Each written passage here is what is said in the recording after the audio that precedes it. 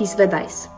Don't let 1 year from now you wish that you started a year ago. Start now. Most likely you clicked on this video because 2023 didn't go exactly as planned, which is okay, but I feel like this was a really emotional year for everybody. This is the worst. And things just went in the complete opposite direction as it was supposed to do. I have my vision board right here. As you can see, I've had this up all year. But for a few months, I did not look at it at all. Like, I was not focused on my goals, no nothing. That's probably why you clicked on this video. So let's get into some things. I got my iPad with all my notes. Everything is here. We getting into it. We are getting into some things. Stop waiting until Sunday to start your fitness journey. Stop waiting until Monday to get your life together, to start eating health, to start picking up a brand new habit. When you get that idea in your head, that's when you need to start it. Like, don't wait on it, don't sleep on it. It doesn't need to be Sunday. It does not need to be a new week. I feel like I had this problem for so long. Like, oh, I'm gonna wait till Sunday to start. I'm gonna wait till Monday to start. Girl, if you get the idea in your head to get up and go to the gym, get up and go to the gym.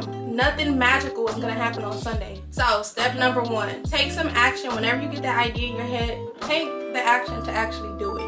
Point number 2, declutter. Go on like a decluttering spree. You know how you do the spring cleaning?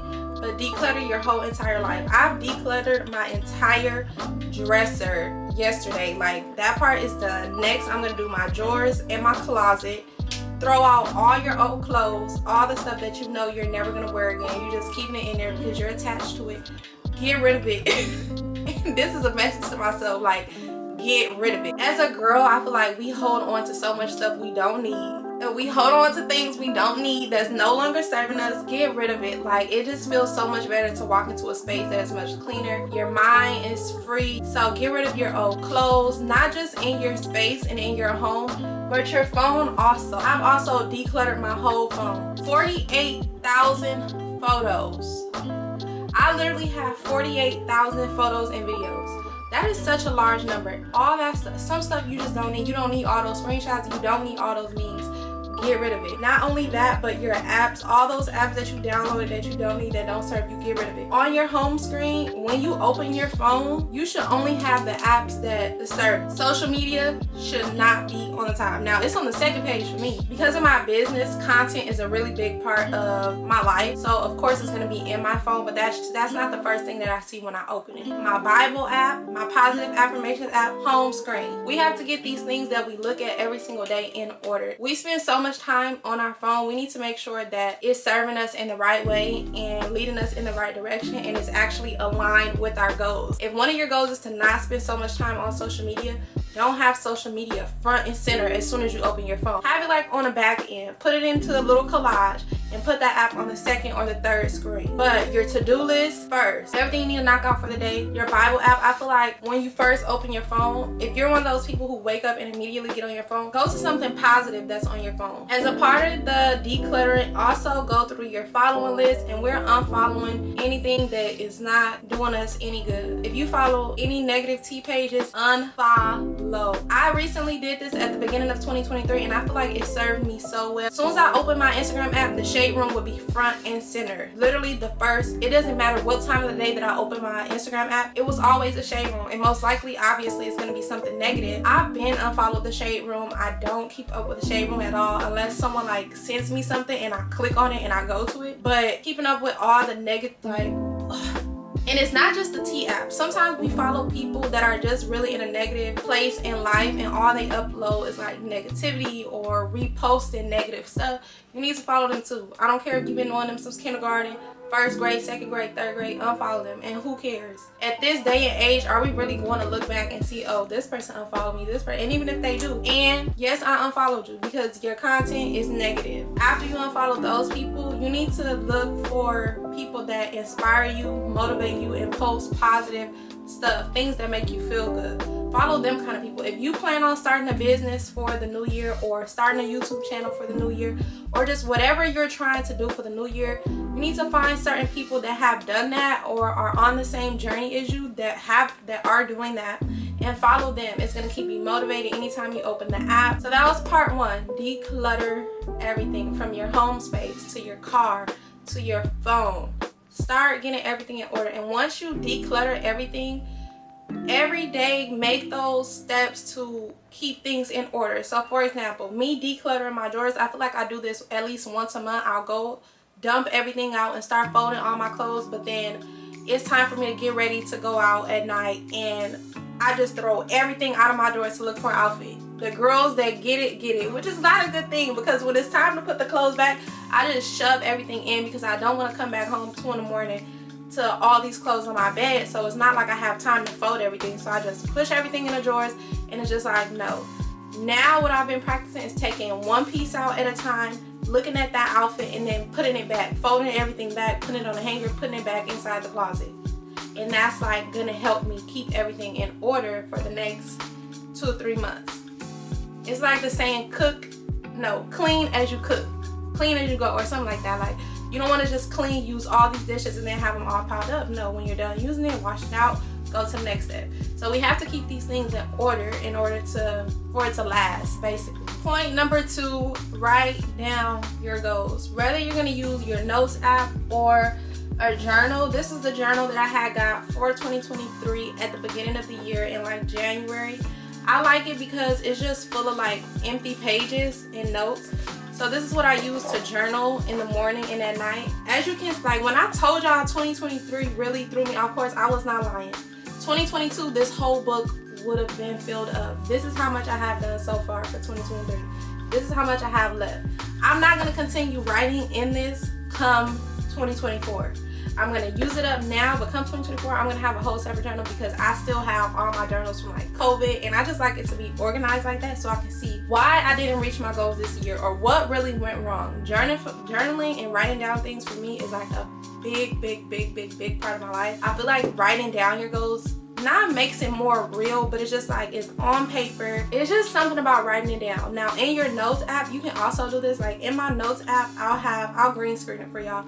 But for 2023, just bullet points of everything that I want to get done or goals that I want to reach, things that I want to work on, different things that make me happy, all in my notes. Big time, but usually I'll say, okay, I want to reach 10K on Instagram.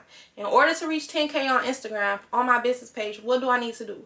Post one time a day. Okay, what am I posting one time a day? Am I uploading on my stories?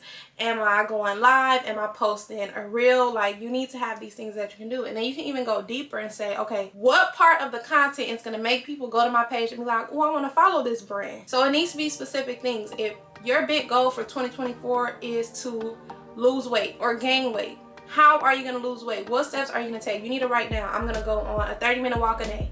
I'm going to meal prep healthy meals every single Sunday. I'm going to invest in a jump rope so that the days that I don't want to go in the gym, I can just jump rope. Like, it needs to be steps that you can take and you can take action on, not just, oh, I'm going to lose weight next year. I'm going to just wing it. Make your goals achievable, and you got to make your mind be able to believe it. So a part of making your mind believe it is having those action steps that you can take. And it just be like, dang, I could really do this. And then when you actually start doing it, you know, that trial month, January, when you be like, I'm going to go to the gym every single day in January. And then you actually do it and be like, okay, it becomes like a part of your lifestyle. These habits need to become a part of your lifestyle in order to reach your goal. That's why we write down what we're going to do to get there. Point number 3 or tip number 3 is a vision board. I love vision boards. This is my 3rd one. The reason why I feel like vision boards are such a good thing for me personally, let's just put away all the, you know, the aesthetic of having a vision board, but having something that you can see every single day and remind you to like get back on track, stay focused, is really big and really important. So if you have your vision board and you're actually using it the right way, like don't just make a vision board, put it up somewhere and then never look at it again. No, every single morning before you leave your room or wherever you have your vision board, focus on it, focus on whatever you're trying to achieve, and remind yourself that this is the bigger picture. Like, okay, I don't feel like going to the gym today, but this is the bigger picture. I want to live a healthy life. Like, as soon as I wake up, and I actually got this from a podcast, I'm going to link some podcasts in the description below that I just love and have fell in love with and fell back in love with towards the end of the year because I fell off like during summer. Listening to a lot of like self-help podcasts and stuff, all of them have one thing in common, and they really like visualize and journal. Them 2 things, it helps keep your mind focused on whatever your goal is all day. So visualizing your goals before you wake up, visualizing yourself as your highest self, not right now. There's like this little gap between who I am now and who I want to be. There's only a small gap between the life you're living now and then your dream life. All the things that I'm talking about now gets you there. I've never actually spoken on this, but I used visualization to get into this house. And I'm gonna show you guys I don't know if I feel like that's really personal, but I really wanna share it. I kind of just wanna go through my journal and show all the things that I've like achieved just by writing it down every single day and visualizing it. It's actually crazy. And I remember one time I told my friend, we were like at the peak of our fitness journey, and I just woke up one day.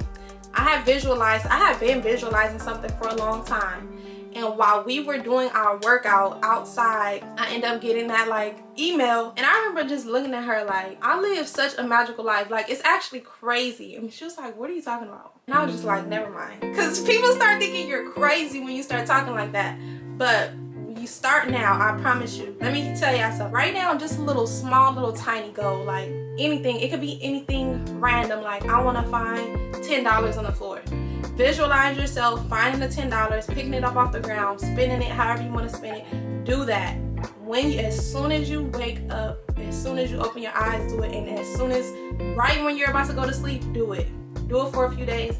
Come back to this video and update me. You gotta visualize your success. Tip number 4, or part 4, is self-care. I love self-care. I love everything about taking care of yourself physically and mentally. I think that when you look good, you feel good. So take the time out, even if you can't afford it and you wearing your natural hair, do you a cute little slick back bun, put some little $3 earrings in, and go on about your day. Do the things that make you feel good. When you take care of yourself physically, it shows through your energy. Like, people can feel that you feel good, and then it makes them feel good, which is one of the things I just love about going out, looking good, smelling good. Like, it just radiates positive energy, and other people can feel that. You should also be taking care of yourself mentally, which I feel like is journaling for me after a long, stressful day of dealing with kids all day at work. Going home and just writing my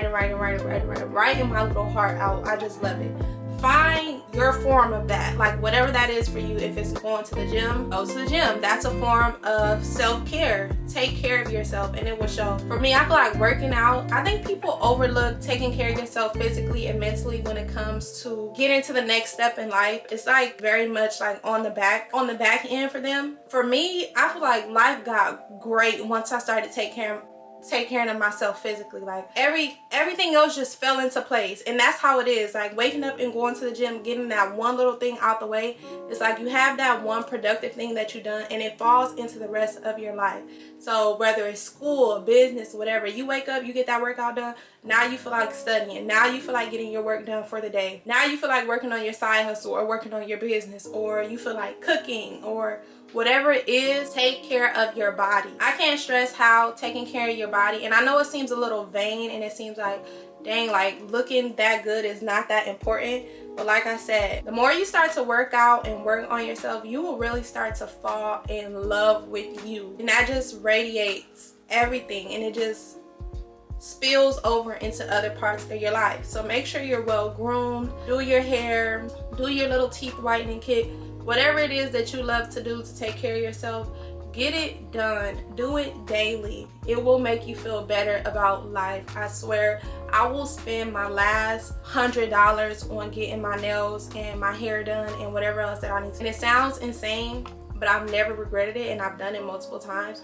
especially when I was in high school. I literally got a job just so that I could buy different wigs to do my hair and get my nails done every 2 weeks.